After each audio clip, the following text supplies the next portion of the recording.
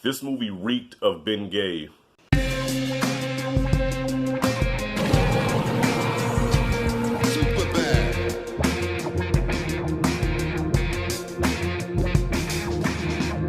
Before I go in there and finish burning my Thanksgiving dinner, by the way, happy Turkey Day to all y'all, I gotta talk about The Irishman. For years, I've been waiting on this movie. I know I'm not the only one. This has been hyped up for so long. When it was first announced, Martin Scorsese, De Niro, Pesci, Pacino, this movie cannot lose. I was just all year itching. I need my Irishman fix.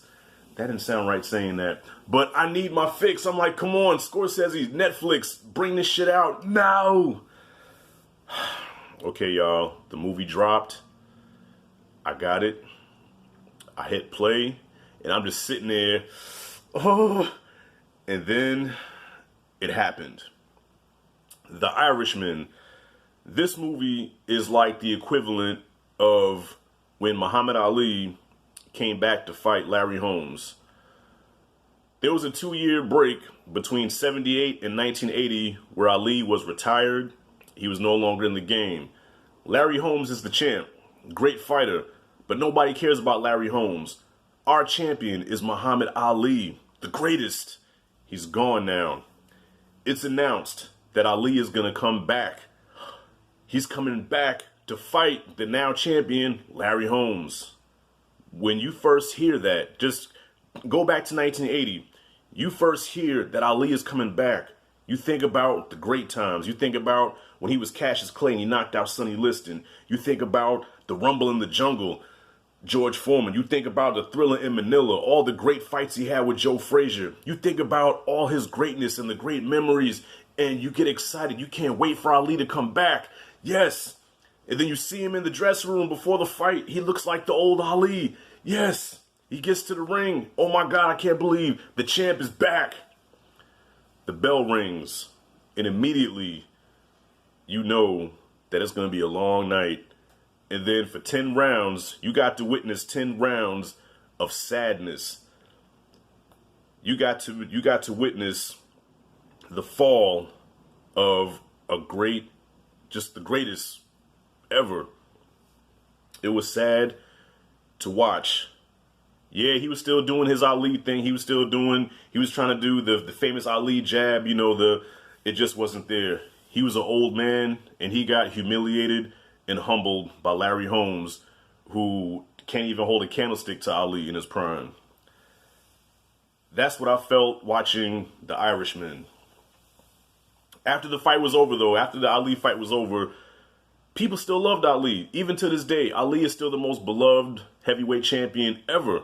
Because he had that fight with Holmes, people still loved him. They still cherished all those memories, but at the same time, champ, don't get in the ring again. Just stay out the ring. We have enough of your work. We have enough of your, just all the shit you left behind. We can live off of that. Don't step in the ring no more. That's how I felt watching The Irishman. Martin Scorsese is my favorite director of all time. Goodfellas, Casino, Taxi Driver, Raging Bull, Wolf of Wall Street, The Departed, Gangs of New York. The list goes on and on and on, man. Mean Streets. Hell, I even loved Color of Money with Tom Cruise, Cape Fear. Martin Scorsese is the master. All right, he's got the glow. He's a master filmmaker. He comes with The Irishman. And real quick, The Irishman is the story of, De Niro's character. I guess he's the protagonist. He's a retired hitman. He's in a nursing home, and he's telling his story of when he was a hitman for the mafia and when he was working with Jimmy Hoffa, who was the leader of the Teamsters back in the day. He disappeared. Nobody knows what happened to him, if he got killed or what. Jimmy Hoffa just disappeared. Okay, we kind of know the story. All right, that's the brief synopsis of The Irishman. This movie reeked of Ben Gay. All right. I'm trying not to be disrespectful. Look, I love De Niro. I love Pesci. I love Pacino. I love Scorsese.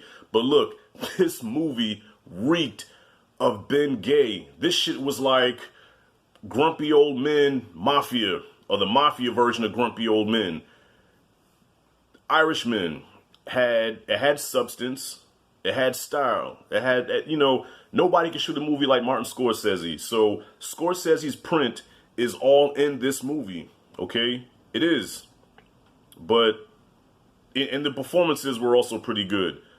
But this movie had no kind of energy. It had no kind of charm. I'm the type of person, if a movie doesn't grip me within the first 5 minutes, I'm out of it. I'm just like, I'm tuning out. This movie starts out in a nursing home. That's a brief spoiler. Starts out in a nursing home. Martin Scorsese is notorious for opening his movies up, and it right away it grabs you into that world. Whatever world, whatever story he's telling, whatever world he's trying to get you in, it grips you in the first fucking few minutes. I'm gonna show you. Hopefully, I don't get copyright strike for this, but fuck it. Okay, I'm just gonna give you an example of what I'm talking about. When you love someone, you've got to trust them. There's no other way. You've got to give them the key to everything that's yours. That's the kind of love I had.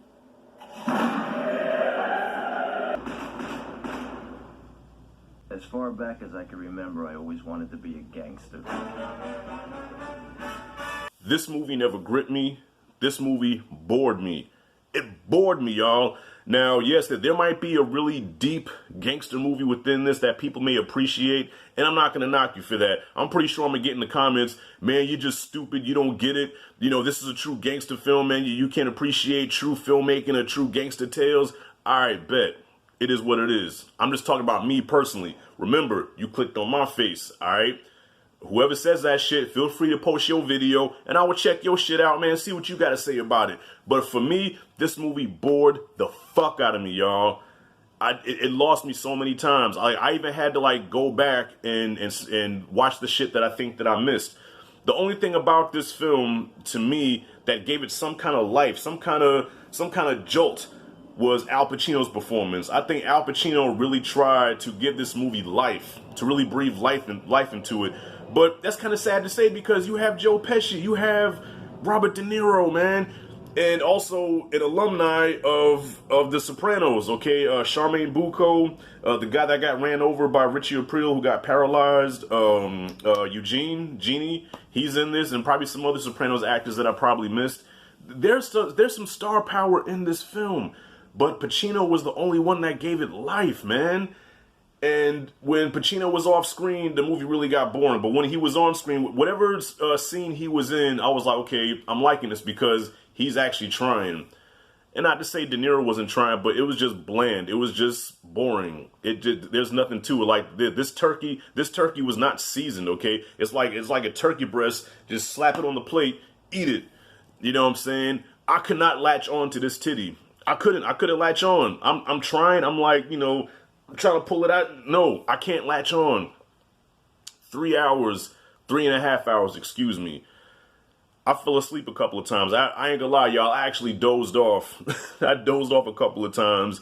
And it breaks my heart to say this because I had such high hopes for this movie. And I guess, okay, if Scorsese wasn't involved with this, maybe I could have appreciated it more. But because Scorsese is such a master at what he does, I've never seen even his weakest film is a strong fucking film. I always wondered what Siskel and Ebert would think about this. You know, I watch a lot of Siskel and Ebert reviews, and they praise the shit out of Scorsese. Casino was probably the only one that they didn't agree on. Gene Siskel didn't too much care for Casino.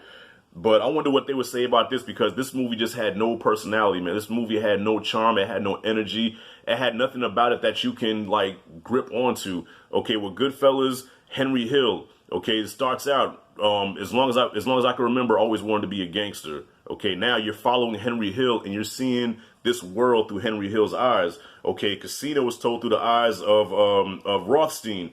Okay, but Rothstein's character is interesting because he's struggling with running his casino and dealing with the mob, but at the same time, his wife, you know, so there's the family dynamic there. There's the relationship dynamic there. There's no really family in here, like no family shit. Okay, there's no relational stuff. I mean, yeah, he has a family, has a daughter and everything, and they kind of touch on how him and his daughter are kind of estranged or whatever, but it really doesn't go anywhere. You don't care. Like, I cared for Sam Rothstein. I cared for Henry Hill. I cared for Jake LaMotta, you know, Travis Bickle. I cared for these characters. I didn't care about nobody in this movie, man.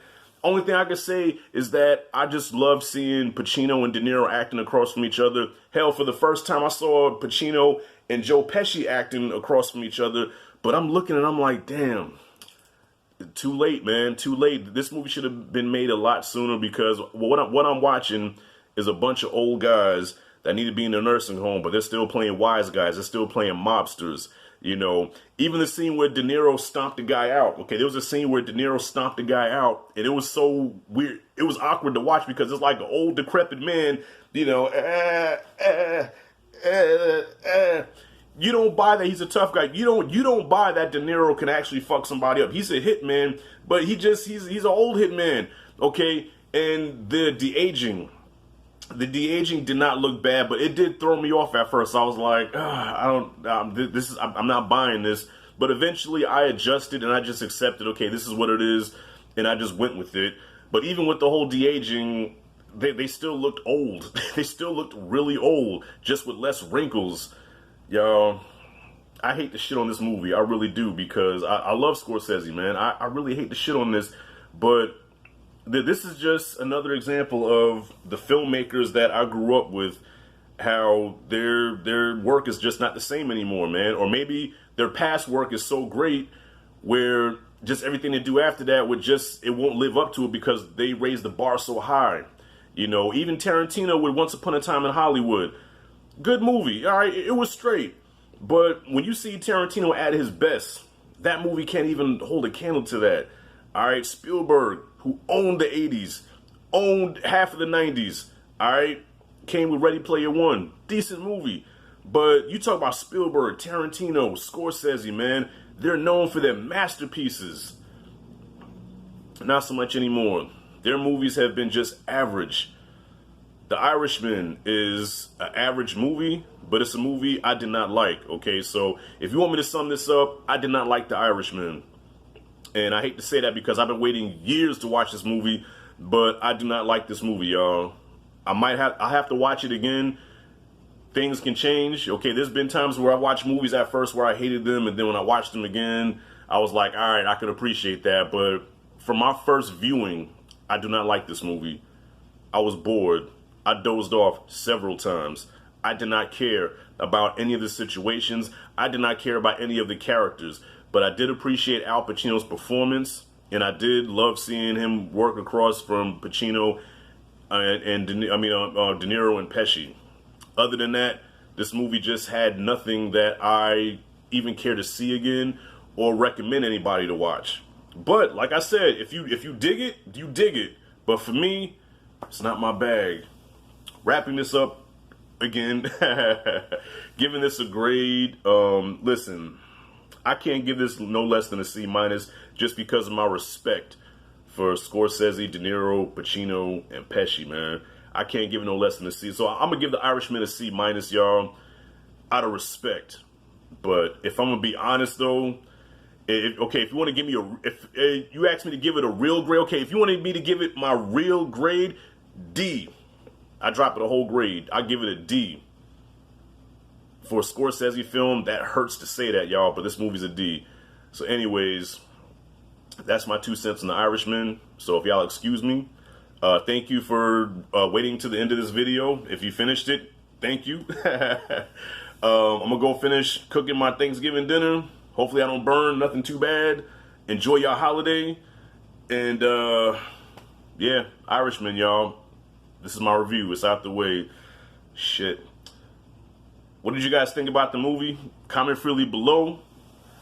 If you'd like and dig the content, hit that like, subscribe, share, hit the bell in the corner. I think I covered all that. So, thank you for watching. As always, this is Rashad G signing out. See you in the next video.